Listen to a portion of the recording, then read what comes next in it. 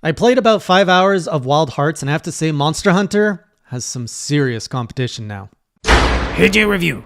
Hey Classy Crew, and welcome to another Hey J Review, where I share my impressions on Wild Hearts and why specifically I'm interested in buying this game after having played it. So EA/Toei Tecmo invited me to a media event where I got to see the gameplay trailer that you all saw. I got to take part in a Q&A session with some of the producers of the game, got to hear some interesting insights, and I got to access an early build of the game for a couple days, so I got to play with it. Now, the time I had to play was limited to about 3 to 4 hours, or was it 5 hours? And the whole session would have been, I think it was open for up to 3 days. I just didn't have enough time in my schedule to put more time into it, but I would have loved it because I really enjoyed what I played. The major caveat is the build had quite a few technical difficulties, but that was to be expected. They did share with me it was an early build. Once I went from full screen to windowed screen, everything ran a lot better. But I could tell it was an early build. So throughout this review, I'm not going to talk too much about the technical limitations, more about the gameplay, what my impressions were, how it compares to Monster Hunter, and just why I'm excited for this overall. So throughout my demo, I got to fight 3 Kemono, which is what they call the monsters. I don't know if I like the name Kemono because I just keep thinking of like the garb, a kimono instead of a kimono. So I keep wanting to say monster, but they're Kemonos. I got to explore some of the weapons. In the game, there's going to be 8 weapons with 200 variations, they said. I got to test out 4 of them. And only 5 were available in the demo. So I got to play with the katana, which by the way is my favorite. I know that's not much of a shocker, but actually, it kind of is, because despite me saying I love the katana in video games, in Monster Hunter, I don't play the longsword, and in Elden Ring, I don't play with the katana either. But in this game, it is my preferred weapon. I got to play with the umbrella weapon, a hammer, and a big sword. They call it something else, but it's almost like the equivalent of a great sword. And then through the demo, I got to fight 3 Kemonos. So I got to fight the rat, a raccoon-looking thing, and the boar, which we are seeing on all the promotional material. Now let's talk about first the combat, then I'm going to share about more of the gameplay things. On the combat side, what I love about the katana is that it actually feels like smooth and fast like a katana. The long sword in Monster Hunter feels very big and heavy, and it's just not as fluid, in my opinion, as a katana should be. This one, you have basically 2 modes. You can slash, or you can sheath and then like pull it out in what they call, I think, EI mode or something like that. And then there is another button. So you basically have 3 attack buttons. You have like the equivalent of X, Y, and then the right trigger button. And they all do different things. I'm not going to get into the very specifics of it. I'm sure RX already has a weapon guide that you can go check out and see how everything does. Now, the sword, as you charge up a certain level of, I don't know what they call it, but there's some kind of resource you can charge up on the sword. And eventually you can unsheath this thing into like a whip sword, which gives you even more range. And that's for a limited time as you use up the energy in your sword. So overall, just the idea of you like running with your sword sheath, and then like you open up with a few like slashes on the thing, and then you step back, you sheath it again, you give him a big slash, and then you go crazy slash on him, and then you like pivot and do a 180 in his face. It's just, it feels like what I've always wanted a samurai game to feel like. And I can't stress enough how fun it is. The umbrella, I was very curious about how an umbrella would play.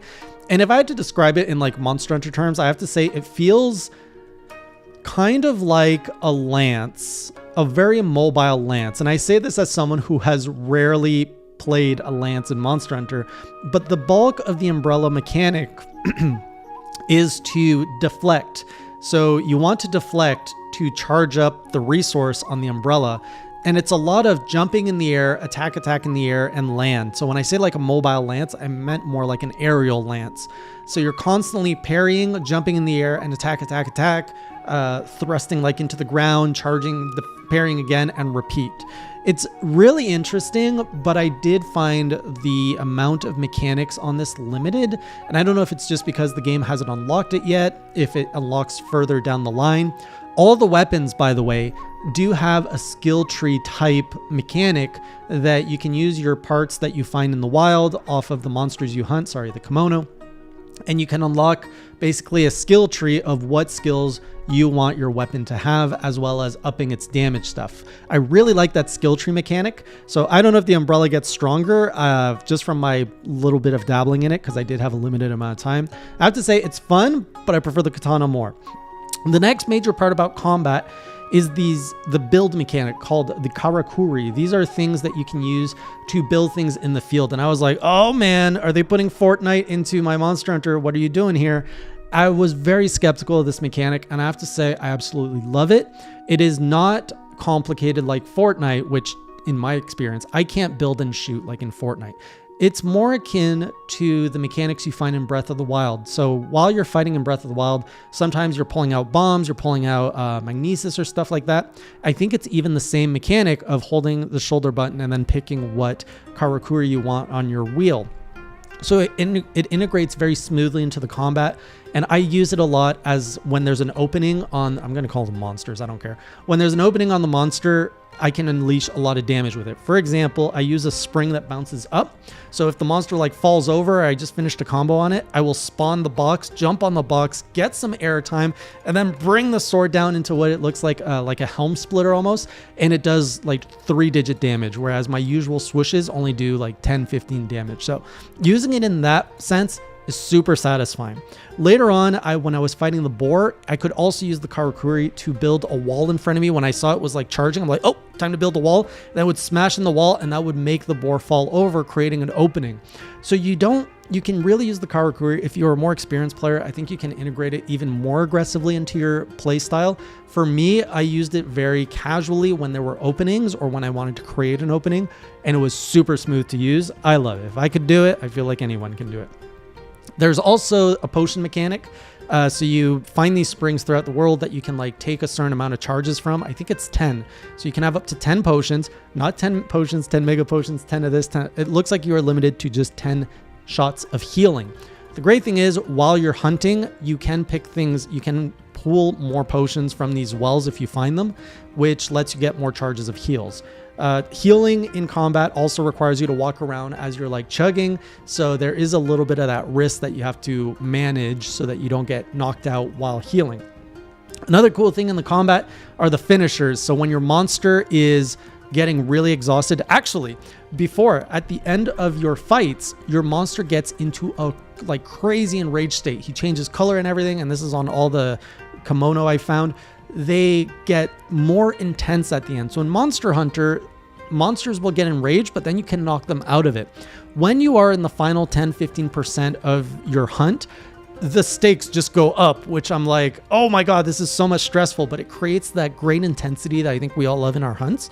And so having to deal with a more like dialed up monster is, for the end, like there's no breaking them out of that. They're just going to stay fully enraged until you kill them. So it's a lot harder to finish your hunts sometimes. And then when they are down and they're about to die, you get an opening to create a finisher. So like the monster's pretty much dead, and then you get the finisher, and you just get this like climactic, like you get to like whoosh, yeah, it's almost like a fatality from Mortal Kombat.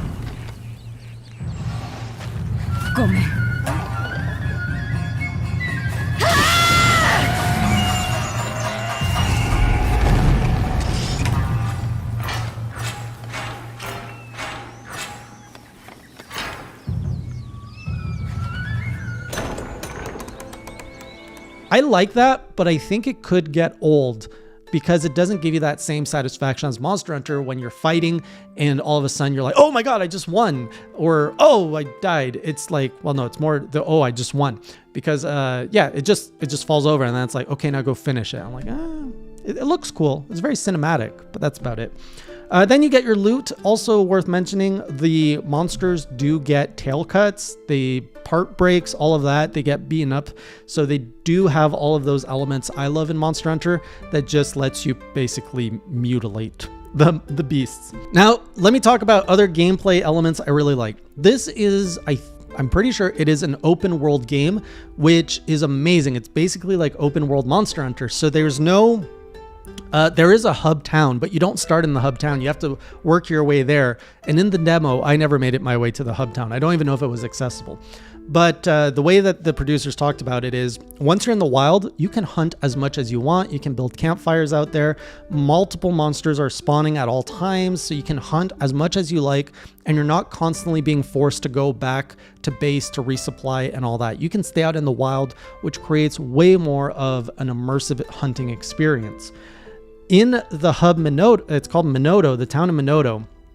That's, I guess, where you're going to find all of the things you would find in a hub, but everything you need for your hunt, you can bring with you. So you can bring, you can craft all of your kind of medicine and items that you need in the field.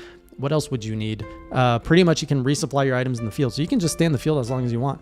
Because I haven't seen the hub Minoto, I can't really talk about it too much. They did share that it is a hub that you get to build. So the more things you find, the more you build up your hub, which I love that mechanic as well. In this demo, I was at a campsite and I was building things like a blacksmith den, like using my Karakuri. I could build different things. I could build like a sensor tower. I could build like a rack to put some cured meat on there. So I expect that's the kind of building you can do in Minoto as well. And it's just super rewarding. It really feels like you're the one contributing to the growth and like you're building stuff based on what you're finding out in the field. Really rewarding mechanic. There is dynamic player scaling. So in this game, you can play up to 3 players on a hunt, and you can be off on your own and someone drops in during the middle of your hunt and your boss or the monster will scale difficulty instantly.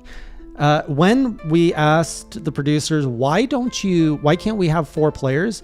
They specifically said as part of their game testing, they felt 4 players just wasn't fun. The max was at 3 players. And then after that, for whatever reason, the game gets less fun with 4 players. Maybe it's because there's too much tripping going on. I don't know. So it was a conscious decision for them, so they say, to limit it to 3 players per hunt.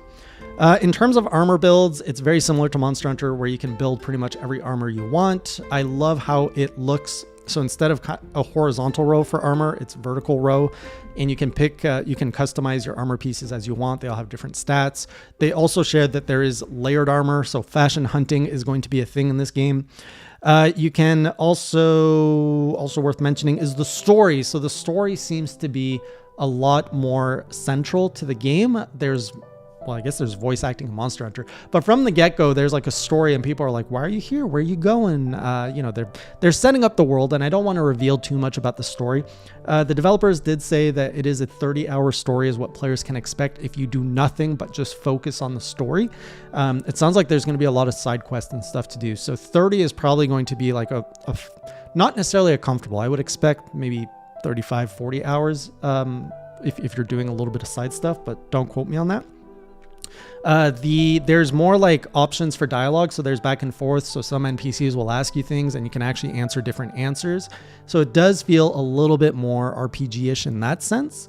And it just feels like a richer story just from this little demo that I experienced versus Monster Hunter, which is like, let's just go out and kill things. It's nice to have variety. In terms of companions, we don't have anything like palicos or palamutes or anything like that, but there are these things called tsukumos, and I found this in the wild. I was like, what the heck is this? And they're like, they're going to help you. And you got like a little robot thing that follows you, and you can find multiple tsukumos, which like power up the main tsukumo. I don't know how the main tsukumo mechanic works, but they're cute. Are they better than palicos? Heck no. I don't even really know how they help me in battle. I didn't really pay attention because I was so focused on the monsters. But just so you know, there's a companion, and I'm sure there's going to be a whole set of mechanic for that. This is a very, I guess, medieval Japan inspired type of game, which is similar to what Rise was going for. And I have to say, when I put Rise and Wild Hearts next to each other thematically, I do think Wild Hearts captured that medieval Japanese like vibe more than Rise to my taste. When it comes to what I like, it just feels a lot more at home in Wild Hearts. It feels less, it just feels like it blends better together from the music, the theme, the story, everything just kind of blends better in Wild Hearts. And finally, I wanted to address the fact that this is an EA game because like you, when we see EA, we go, how long before the microtransactions? How long are they going to milk this? When are they going to dump it? So this came up in the interview, and they were like, how does EA what is EA's part in this? What is Toei Tecmo's part in this? And so Toei Tecmo is the developers. They're the ones around, specifically the Omega Force team, which has worked on Toukiden and Dynasty Warriors. I know Toukiden is, as far as I know, a hunting game. I don't know much about it. I've never played it. I haven't even looked at it. But it sounds like, I know Dynasty Warriors, and I know those games are fantastic. I love those games. So it's that team that has been developing this game for the past 4 years, and they have partnered with EA Publishing specifically because they wanted some data. So EA was able to provide them with like user data, user testing. So all of this data that was helpful to make the game better, and also helping them get this game out to the Western markets, publishing it to the Western markets, getting the Western media attention and all that. That is what EA's role is in this. It's very much a publisher support, and it doesn't sound like they really have a hand in monetizing this game. So my concerns are alleviated a little bit that EA is not like integral into the game. It's more of an amplifier to make the game better. And I'm all about that. So that's what I think about the game so far. There's a lot of information to come out from this. This is just the surface. The game still has, I think, like 5-6 months before it releases. And honestly, I wouldn't be surprised if it got delayed. Between you and I, like this game feels like it came out of nowhere too fast to launch in February. So we'll see where it goes. Otherwise, I'm dropping 2 other videos of how this game is better than Monster Hunter and how this game is worse than Monster Hunter. So check those out if you're interested in my thoughts there. And otherwise, let me know some questions if you have any about the game, if it looks interesting to you, what your concerns might be. And I might have some answers from that interview that I didn't miss in this impressions video.